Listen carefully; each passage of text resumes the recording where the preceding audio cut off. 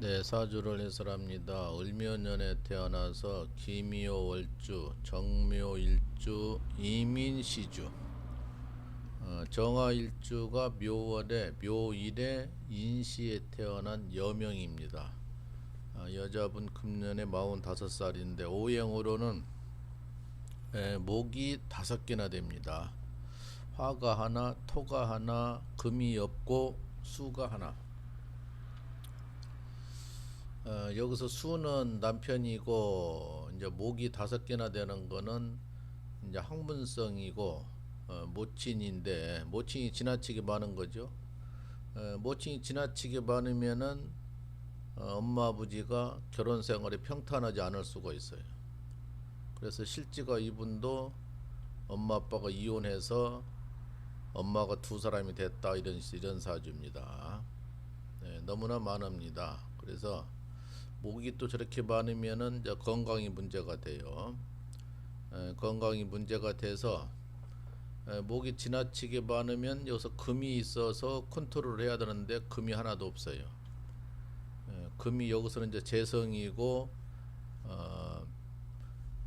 없어서 목을 컨트롤 못하다 보니까 건강이 문제가 돼서 목이 많으면은 신경계통, 뼈, 간 이런 것이 나쁘다고 하는 겁니다. 그래서 이제 운이 나빴을 때 건강이 안 좋을 수가 있어요.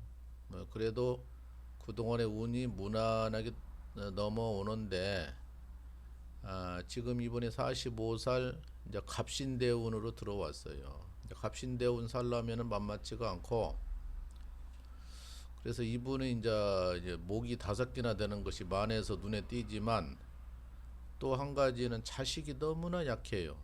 자식이 너무나 약해서 자식 키우기가 어렵다 그런 거예요. 자식 키우기가 어려워. 그럼 이런 사주는 자식이 아파서 참 많이 근심 걱정이 많다든가 살면서 사고가 나서 자식을 잃은다든가 이렇게 되는 거예요. 그래서 자식이 너무 약해서 항상 자식이 불안하다. 자식을 노리는 글자가 5개나 되니까 자식이 너무 약한 거예요. 그거 목을 견제할 수 있는 금이 없으니까 문제가 돼요. 그래서 병신년 3년 전 병신년에 자식을 잃었다는 거예요. 자식을 항상 자식이 약해가지고 몸도 약하고 그런데다가 교통사고 나가지고 자식을 병신 16년에 자식을 잃었다 그래요. 그때 이제 정유년도 나쁘고 병신년도 나빠서 많이 근심 걱정이 많이 있었다 이렇게 보는 건데, 근데 이제 갑신년으로 이제 45살 때부터 10년을 살아가야 되는데 인신충이 있고 묘신 언진이 있어서 결국은 부부간에도 풍파가 따른다 그런 거예요. 부부간 문제, 손해수 문제가 따라서 인생살이가 만만치가 않다. 앞으로 운이 살려면은 빡빡하다.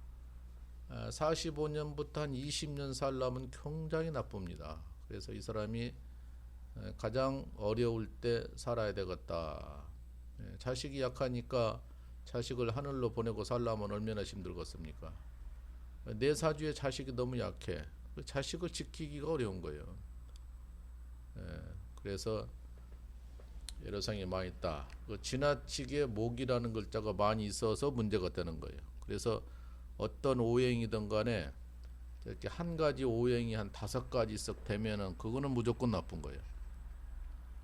그리고 금이라는 글자가 필요한 건데 금이 없고 목을 제압할 수가 있는 힘이 없는 거예요.